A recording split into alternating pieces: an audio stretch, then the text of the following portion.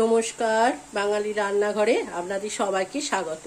আজ আমার রেসিপি পটল আলু ছেঁচকি। পটল আলু ছেঁচকি করার জন্য এখানে দিয়েছি কড়াইয়ে তেল, আর নিয়েছি 4টে শুকনো লঙ্কা ছোট ছোট কেটে দিয়েছি, আর দেবো 5 ফোড়ন। 5 ফোড়ন বেশ খানিকটা লাগবে, এটা ফ্লেভারটা খুব ভালো লাগে। এবার এখানে দিতে হবে হিং।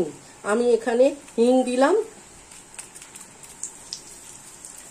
হিং দেওয়ার পর আমি এখানে এই যে কেটে রেখেছি আলু আর পটল এরকম সরু সরু করে, আর আলুগুলোকেও এরকম সরু সরু করে কেটে রেখেছি, এগুলো আমি এখন এর মধ্যে দিয়ে দেবো।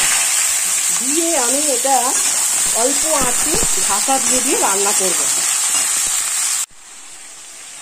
আমি এই 5 মিনিট মতন আমি একটু নাড়াচাড়া করে নিয়েছিলাম পটল আর আপনার আলু। এবার আমি এখানে যেটা দেব সেটা হচ্ছে একটু হলুদ, সামান্য একটু চিনি আর পরিমাণ মতো লবণ। এগুলো দিয়ে আমি এটা আরেকটু নাড়াচাড়া করব।